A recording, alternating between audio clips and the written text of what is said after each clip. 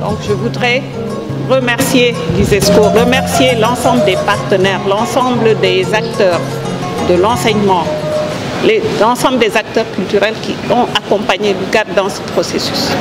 Donc sans plus tarder. Cheikh Anta Diop de Dakar au Sénégal. Le Sénégal, pays d'Alioune Diop, de présence africaine,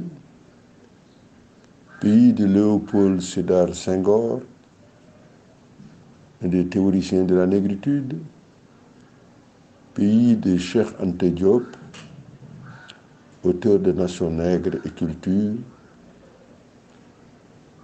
pays du professeur Amadou Mokhtar Mbow, ancien directeur de l'UNESCO.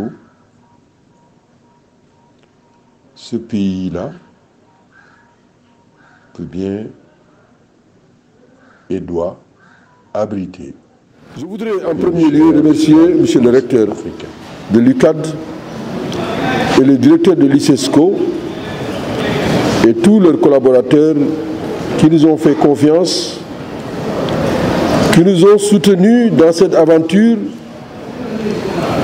qui consiste à ouvrir à Dakar, à l'UCAD, une chaire sur la Renaissance africaine. En effet, l'idée, puis le projet d'une chaire pour la Renaissance africaine à l'Université Cheikh Anta Diop de Dakar, UCAD, est une proposition qui a été faite en novembre 2020 par l'ISESCO, qui est l'organisation du monde islamique pour l'éducation, les sciences et la culture. Cette proposition a été faite à l'UCAD. Alors, ce partenariat prometteur, dans un contexte de crise multiforme, aussi bien en Afrique que dans le reste du monde, a été accepté par la structure d'accueil de l'UCAD le 31 mars 2021. Nous avons accepté d'être le facilitateur par devoir et par intérêt. En effet, nous devons beaucoup à l'institution qui nous a accueillis, d'abord en tant qu'étudiant. Moi, j'étais étudiant de 71 à 75 dans cette université, puis en tant que professeur depuis 1982. Il s'y ajoute que nous sommes présidents de l'association panafricaine pour l'alphabétisation et l'éducation des adultes. Est parti pour ce qui est de la chaire de l'ISESCO, qui est donc l'organisation que vous connaissez, qui s'occupe de la science, de la culture et donc de l'éducation des pays musulmans. C'est eux qui ont sollicité l'UCAD pour une chaire sur la Renaissance africaine. Et les deux parties m'ont demandé, pour des raisons que vous pouvez deviner, parce que quand on est enseignant, on a beaucoup d'étudiants. C'est peut-être des étudiants qui ont donné mon nom. On m'a demandé, est-ce que l'UCAD a intérêt à abriter une chaire? Je vais être honnête avec vous. Je suis dans cette université depuis plus de 30 ans. Je connais les expériences de chaire, pour ne pas les nommer, avec beaucoup de difficultés, souvent liées aux questions des moyens, surtout si le financement vient de l'extérieur, ou bien quand vous n'avez pas une équipe solide. Donc j'étais assez prudent, j'ai dit, pour que ça marche, il faut telle ou telle chose. On a pris 1 an pour réfléchir ensemble, l'UCAD et l'ISESCO. Les deux parties sont tombées d'accord. Et Maintenant, aujourd'hui, c'était le lancement. Ce que vous avez entendu, c'est le fruit d'une année d'échange. Sur toutes les...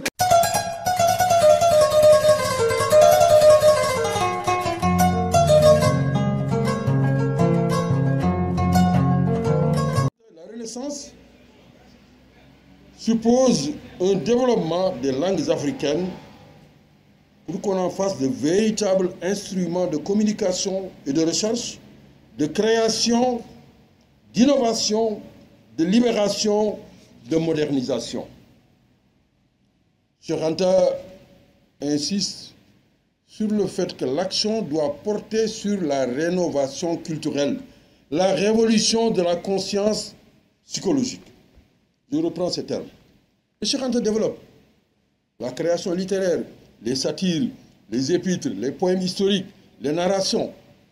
L'Afrique doit également redoubler d'efforts. Heureusement qu'on est dans la biennale là.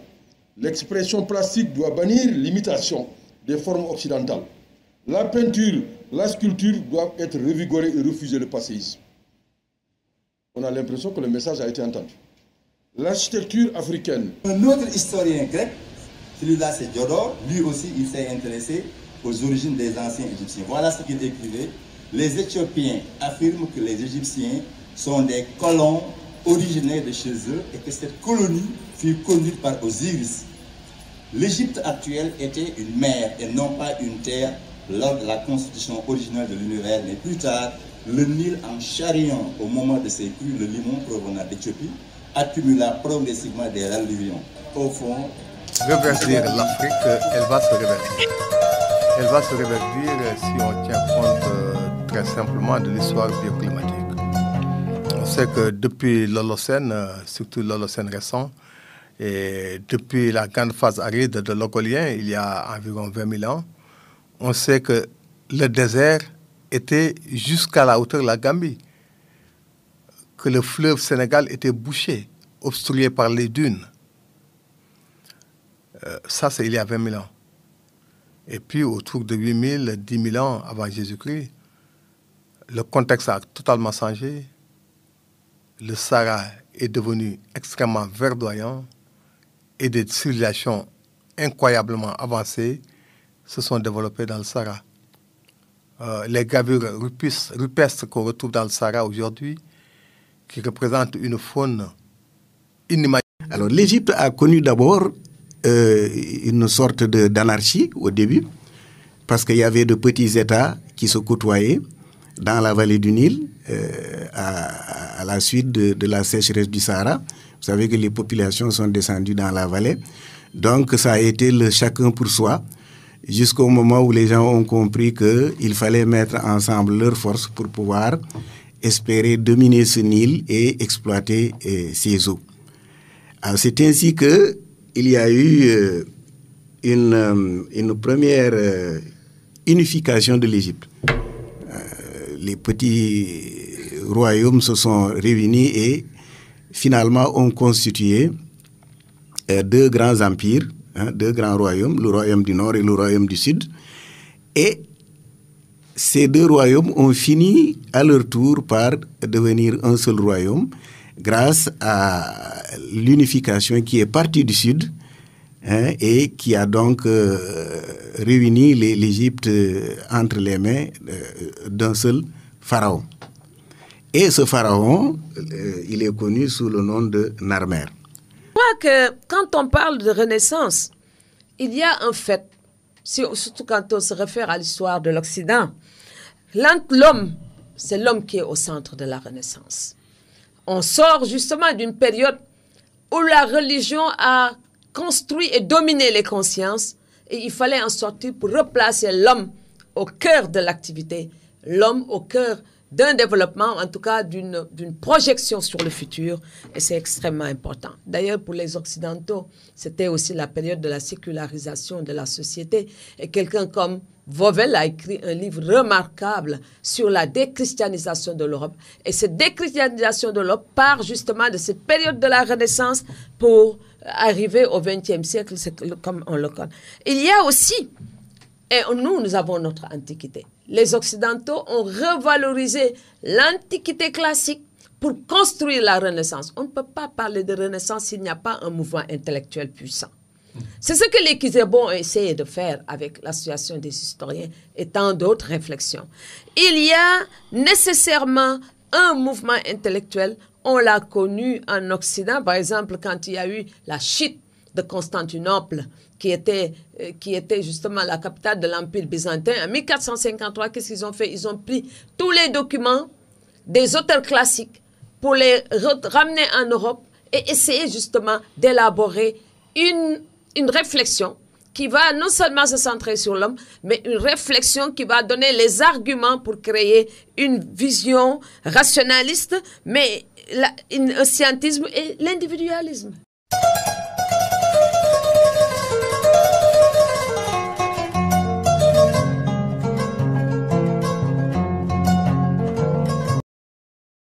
Question qui m'a été posée concernant les circonstances et les raisons qui ont poussé l'historien Kizerbo à se pencher sur le 7e art, on répondra par un événement important qui a fait date, les 50 ans du cinéma d'Afrique.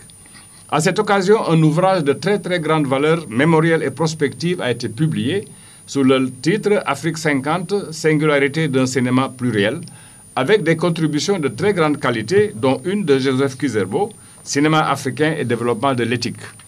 À elle seule, cette contribution est significative de notre thème et de son actualité en ce qu'elle pose avec beaucoup de force et de conviction dans le rôle très important dévolu au cinéma africain pour aider et pousser à opérer les transitions salutaires dans les sociétés africaines postcoloniales.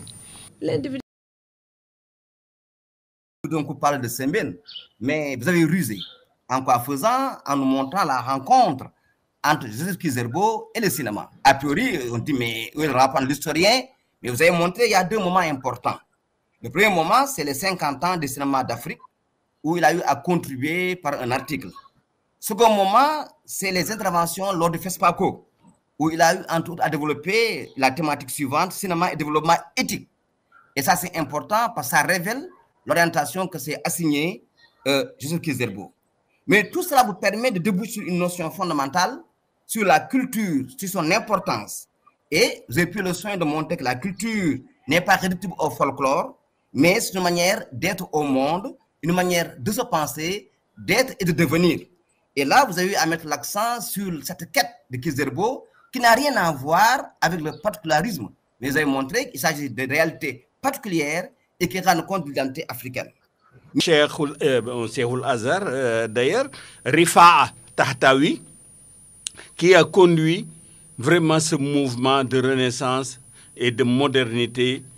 Modernité et aussi de la réhabilitation de la langue arabe, de l'histoire et de la civilisation égyptienne. Et il a théorisé l'islam et renaissance de l'islam, et que l'islam n'était pas antipode avec le progrès. Et il a essayé de réformer l'enseignement, hein, de dire que Al-Azhar, une université, n'a pas que de vocation seulement d'enseigner donc la charia et la langue, mais il fallait introduire donc les matières et les matières modernes, et en commençant même seulement par l'histoire, la géographie, avant d'aller... Bon, c'est vrai que ces efforts ont donné par la suite que Al-Azhar est devenu aujourd'hui une université où il y a faculté de médecine, d'agronomie, informatique, etc. Et que cette action des réformistes n'est pas seulement en Égypte, mais il y a 4 courants que je vais essayer de survoler tout de suite. Il y a un courant de pensée islamique conservateur salafite qui appelle le retour aux sources de l'islam originel, qui rejette tout apport venant de l'Occident. C'est Mohammed Abdel Wahhab de l'Arabie saoudite, ce qu'on appelle le wahhabisme, et Mohamed Sanoussi en Libye, ou Mohamed Mahdi au Soudan, qui sont les salafites qui ont véritablement conduit donc ce Coran, qui était en opposition avec le deuxième Coran, qui est le Coran fondamentaliste, réformiste, qui a été présidé par Mohamed Abdou, Jamaldine Afghani, puis Rachid Rida, et qui va donner même jusqu'à le dirigeant des frères musulmans que les gens connaissent aujourd'hui, qui est une pensée islamique, comment refonder donc la pensée islamique. Aussi dans une séquence historique de crise. Dans la même période se déploie dans l'Hexagone un processus de fascisation que nous avons longuement analysé dans certains articles, et en même temps une situation qui est, disons, on peut dire la déliquescence du mode néocolonial de croissance. On le voit dans la zone du Sahel. Alors, je rappelle qu'en 1998, en France, il y a eu une réforme de la coopération internationale qui a fusionné le ministère de la Coopération et le ministère des Affaires étrangères, et qui a créé une direction de la coopération militaire et de la défense. Jusqu'à présent, ces gens-là ont dans leur tête une conception du précaré, de type à la fois France-Afrique, mais avec toute la complexité de ce qu'est la France. On note à la fois un travail de renégociation du rapport et de redéploiement de ces forces, et une plus grande concertation et de coordination avec les partenaires de l'OTAN pour alléger ces tâches sur le terrain. Évidemment, minimiser les pertes, etc. On note une plus grande responsabilité des partenaires africains, une sous-traitance plus évidente des tâches et une formation accrue par l'instruction des cadres militaires africains. Il y a des réseaux à vocation régionale qui ont étendu leur encadrement, à l'instar du Centre de maintien de la paix de Zambakro en Côte d'Ivoire, l'axe aéronautique de Garoua au Cameroun, l'école de déminage de Ouida au Bénin.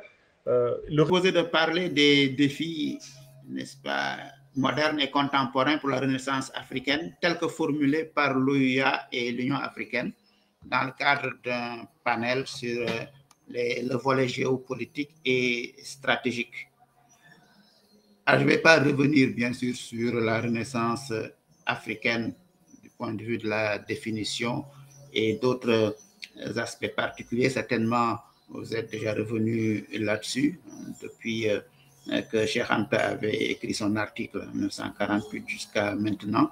Beaucoup de choses se sont passées et sur lesquelles je ne souhaite pas revenir. Mais je dois dire que le thème de la Renaissance africaine n'était pas vraiment à l'ordre du jour à l'OUA.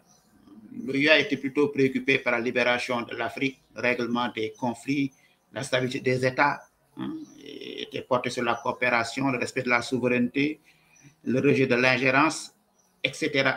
Si bien que tout ce qui touche l'unité africaine, tout ce qui touche un certain nombre de questions essentielles, en tout cas pour la première décennie, n'ont pas été vraiment abordés au niveau de l'OUA. Mais le thème lui-même de Renaissance africaine n'était pas vraiment un thème discuté au sein de l'OUA. Mais il faut dire que l'OUA a quand même eu à prendre un certain nombre de décisions qui entraient dans le cadre de la Renaissance africaine.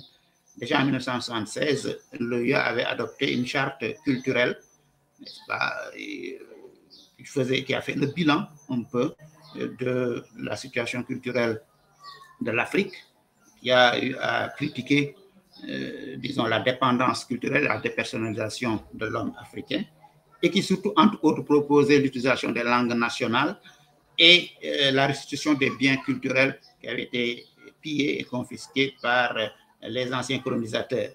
Je les salue et leur exprime encore l'appréciation bien positive que j'éprouve chaque fois que je finis de les écouter ou de les lire. Mesdames, Messieurs, je voudrais brièvement vous livrer ma part de contribution aux réflexions attendues de notre session d'animation consacrée à la culture et aux sciences au regard de la charte de la Renaissance culturelle africaine. À titre documentaire, nous avons reçu de notre ami Bouba un extrait de la dite charte, notamment les articles 11 à 20 de son titre consacré aux acteurs culturels. Cependant, permettez-moi, avant d'en arriver aux acteurs culturels, de rappeler que la Renaissance africaine est un concept que nous avons hérité de nos devanciers en direction des indépendances des pays d'Afrique. Donc ce n'est pas un simple slogan, c'est plutôt un idéal de développement, de bien-être et de bonheur pour l'Afrique, le berceau de l'humanité. La Renaissance africaine renvoie à l'esprit de développement, l'esprit culturel, pour paraphraser le professeur Théophile Obenga. C'est aussi le sens de l'expression de Léopold Sédar Senghor quand il dit « La culture est au début et à la fin du développement ». Elle devient un nouvel impératif. Il consiste surtout en un devoir de restitution des valeurs transgressées.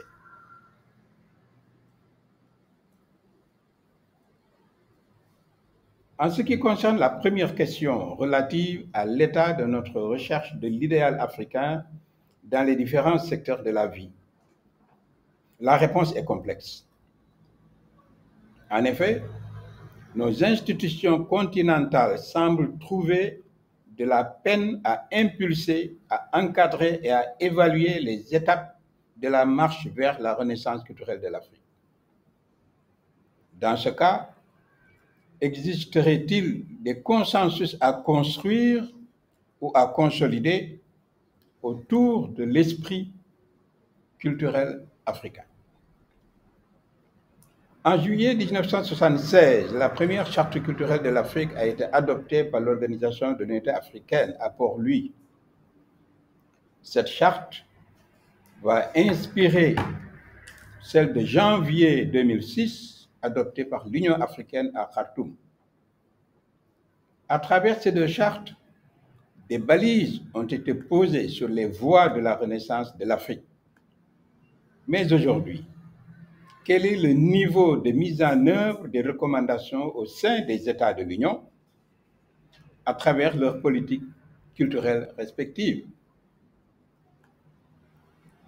L'agenda 2063 de l'Union africaine, adopté en 2013 à la faveur de la célébration du cinquantenaire de l'organisation continentale, nous semble représenter un observatoire privilégié des projets et des programmes panafricains avec des contenus concernant plusieurs sphères d'activité.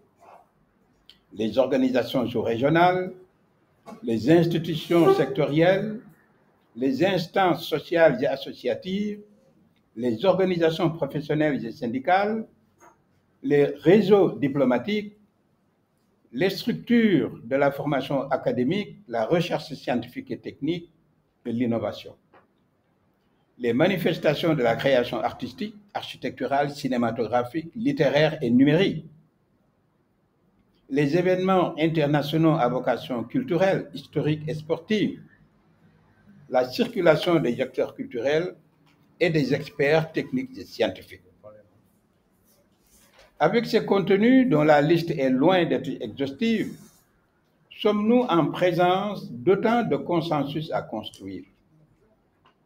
L'histoire enseigne que les acteurs culturels ont la capacité de toujours se positionner à l'avant-garde de toute posture libératoire. Combien sont-ils déjà à marcher, défiler, clamer, déclamer, chanter, danser et composer des œuvres artistiques et littéraires sur la renaissance de l'Afrique? Précurseurs et inspirateurs, mais aussi porteurs et mobilisateurs des idées et des actions, ils sont déjà partie prenante d'un très grand nombre de manifestations nationales dans les arts et les lettres, les patrimoines. Certaines de ces manifestations ont déjà une vocation continentale. Le FESPACO de Ouagadougou, les Journées cinématographiques de Carthage, la Biennale de l'art contemporain africain de Dakar en sont des exemples symboliques. Mieux, d'autres exemples désignent des initiatives prises en dehors du continent, mais en faveur d'une Afrique nouvelle en pleine métamorphose, notamment dans les grandes métropoles internationales des arts, des lettres et du cinéma. Alors, ces Africains et leurs amis sont-ils mobilisés par le concept de renaissance culturelle de l'Afrique? Certains acteurs en sont porteurs. Cependant, il semble que la construction de l'idéal de l'esprit culturel manque. Des consensus à construire autour de l'esprit culturel. Notre conviction est que la consolidation des valeurs de civilisation ainsi que le partage des œuvres de la création culturelle conséquente seraient les deux poumons de la respiration requise par le développement et épanouissement du collectif africain et de sa diaspora. Dans les projets phares de l'agenda 2063 de l'Union africaine, le musée de l'Afrique est prévu. Seulement, les urgences d'aujourd'hui en font une insuffisance. D'où la nécessité d'élargir la démarche de la Charte culturelle de l'Afrique vers des consensus à construire à partir des politiques de développement culturel initiées au sein des pays de l'Union. Suivrait la nécessaire coordination régionale ou sous-régionale des dites politiques, au moins au niveau suivant. Le partage d'une démarche de valorisation du génie créateur africain. La mise en place de la fonction de veille sur les cohérences culturelles et leur convergence. Le développement de la fonction éducative et informative de la production culturelle. Enfin, suivrait une étape continentale ultime, expression d'une Afrique intégrée.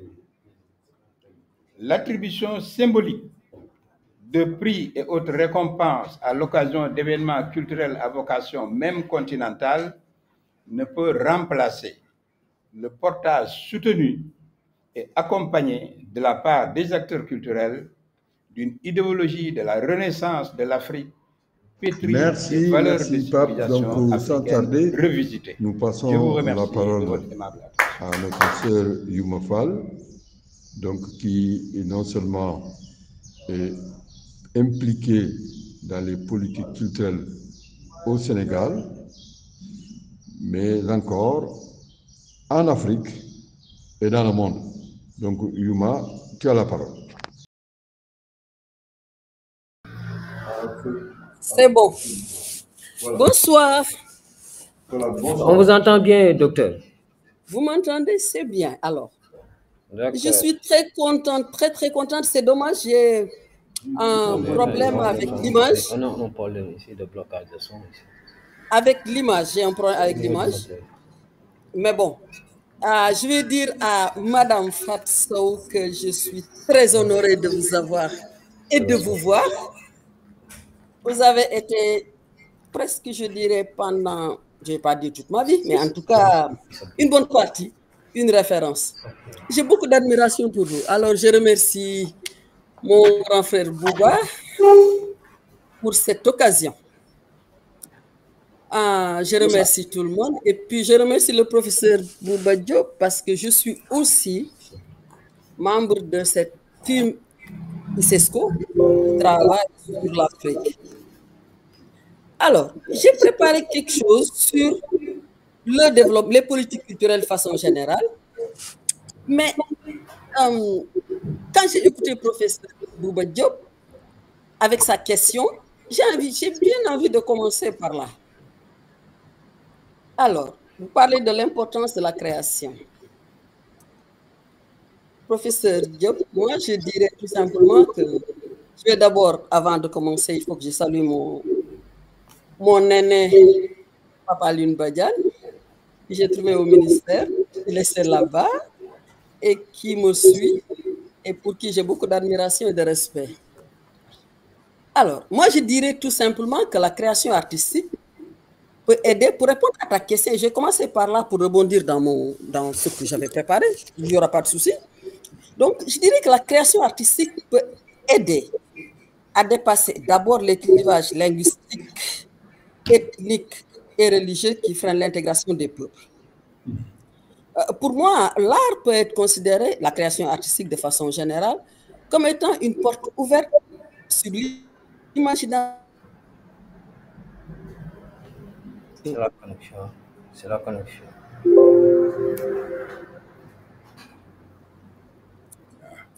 La constitue, pour la créativité, peut donc être considérée comme un signe particulier vers l'universel. Et là, je dirais qu'au moment où la question du vivre ensemble revient de manière si forte et si dramatique sur la scène internationale, au moment où la culture constitue un enjeu politique et économique réel, il est essentiel de souligner l'actualité et l'urgence d'un débat sur justement la place de l'art et de la culture de façon générale dans le développement. Nos sociétés sont de plus en plus diversifiées. Il est donc indispensable d'assurer une interaction harmonieuse et un vivre ensemble, je pense, des personnes et des groupes, aux identités à la fois plurielles, variées et dynamiques. Et donc, pour moi, c'est une urgence justement de prendre en compte l'art et la culture dans le processus de développement de façon générale. J'ai la chance d'être dans le monde politique et aussi dans le monde de l'université. Donc, j'ai la chance d'être dans la recherche et aussi dans l'application et la mise en œuvre. Et donc, je peux vous dire que le secteur de la culture est le lieu dans de nouveaux enjeux et aussi de nouvelles opportunités. Des enjeux liés à la préservation et à la promotion de la diversité des expressions culturelles, mais aussi enjeux politiques, économiques. La culture favorise la cohésion nationale à travers la reconnaissance et le respect de l'autre dans sa différence. Opportunités d'émergence économique. La culture, c'est aussi les industries culturelles et créatives performantes. M. Badiane a évoqué tout à l'heure le numérique. J'adore le numérique, cette chose qui peut conduire au meilleur comme au pire, mais qui, aujourd'hui, nous amène, nous place Afrique en tout cas, dans une bataille autour des contenus, de l'accès à la culture, l'accès au contenu, la présence, mais aussi la présence des savoirs. C'est un enjeu majeur. Et donc, en même temps que la nécessité d'une éducation pour préserver, je pense, le repli sur l'identité. Alors, commençons par là, je vais revenir sur cela. Moi, quand je vois tout ce qui se passe autour de la culture aujourd'hui, comme je dis, si je me place dans une perspective purement politique, je dirais que la volonté politique, elle est là. Mais au-delà de cette volonté politique, le recours à la culture pour accompagner le développement. Ce sont des termes qui sont actuellement à la mode. Mais avant d'entrer dans le vif du sujet, je voudrais dire que l'Afrique, comme tout le monde le sait, l'Afrique, c'est le berceau de l'humanité. Mais c'est aussi le berceau de la civilisation et le berceau des sciences. Des sciences. Il y a 3500 ans, en Afrique, on a découvert la technologie du fer. 3500 ans. L'écriture a été inventée en Afrique aussi, à peu près à la même période. Donc, quand on parle de renaissance scientifique de l'Afrique, je crois que ce mot renaissance a sa place parce que on a dû traverser vraiment une période, je dirais, de vache maigre où le développement scientifique et technologique en Afrique a été ralenti. Et que je retrouve avec plaisir aujourd'hui dans cette salle. Alors, je me réjouis, mon cher Bouba, de partager ce panel avec deux éminents économistes que tu as cités tout à l'heure, le professeur Makhtar Diouf, pour qui j'ai beaucoup de respect et de considération, et mon frère et ami Chérif Salif Sy, qui est pratiquement un collègue avec qui je travaille presque quotidiennement, même à distance. Pas plus tard qu'hier, on a échangé des mails sur des activités que nous devons organiser ensemble. Et comme tu l'as dit, qui a pris la relève de feu le professeur Samir Amin, au sein du Forum du Tiers-Monde. Donc, d'après l'invitation qui m'a été faite, comme je l'ai reçu, on me parle du plan de Lagos, du NEPAD, de la ZLECA, et aussi sur les voies de sortie de crise de l'Afrique dans le monde d'aujourd'hui. Alors, le plan de Lagos, le NEPAD et la ZLECA, pour moi, ce sont toutes des initiatives qui participent des tentatives de l'Afrique d'intégrer son espace sur le plan économique, tant au niveau régional que continental, mais également de forger une voie de développement qui lui soit propre. Alors, il souligne également un programme de suivi, encore appelé rapport Brandt. Et Mokhtar Diouf revient également sur le plan d'action de Lagos, développé tout à l'heure par Demba Moussa Dembélé. Alors, après ces éléments, il revient sur le rapport sur le développement accéléré en Afrique au sud du Sahara, donc 1981. Donc, ce rapport-là, et le terme communauté internationale apparaît de plus en plus dans le vocabulaire politique depuis la disparition de l'Union soviétique. Alors, il précise que la communauté internationale est simplement une coalition formée entre les États-Unis et l'Union européenne pour dominer le reste de la planète.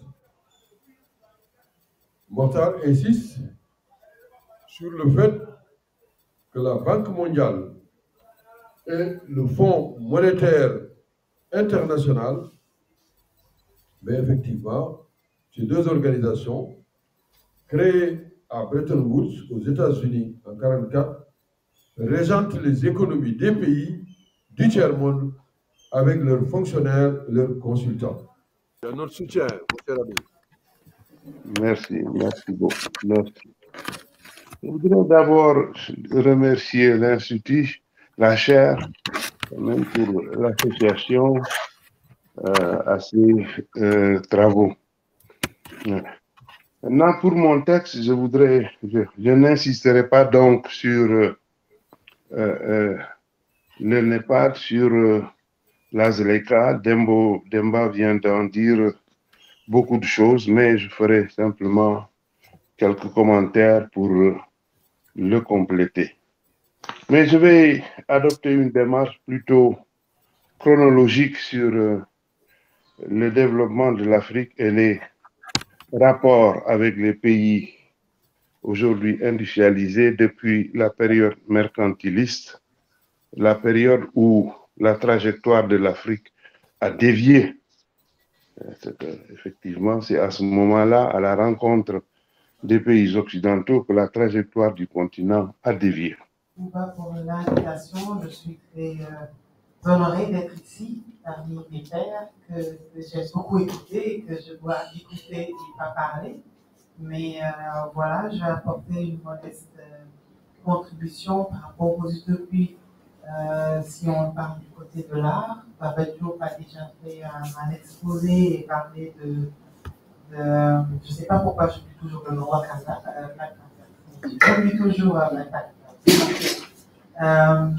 J'ai regardé le 1 et le 2. C'est époustouflant, c'est impressionnant et on est content d'entendre Baba Mal parce que ça le rattache à son origine, l'origine de cette histoire-là africaine. Et je trouve que c'était très intelligent de leur part d'attacher quelqu'un comme Baba Mal qui a une voix ancrée, profonde, intérieure à ce film-là. Ça le légitimise presque. Et puis surtout sur le 2, où quand on commence justement cette scène époustouflante de début, c'est vraiment la voix de Baba qui le porte. moi, j'ai envie de parler des utopies aussi par rapport à la jeune génération de créateurs. Et on a tendance à penser que quand on parle de futur, ça va être tout de suite le genre, comment on appelle ça, m'a donné une sensation de plaisir, des perspectives de plaisir, donc du bonheur. Donc je m'en vais tout de suite essayer de discuter le texte du professeur Salam Fall, recteur et ancien DG du CES. Donc, sur une question qu'il maîtrise énormément, l'enseignement supérieur. Et peut-être je vais discuter point par point avant de faire la conclusion à laquelle j'ai abouti après avoir discuté les points que j'ai retenus de son texte. Je signale que je n'avais pas le texte auparavant, mais grosso modo, j'ai pu comprendre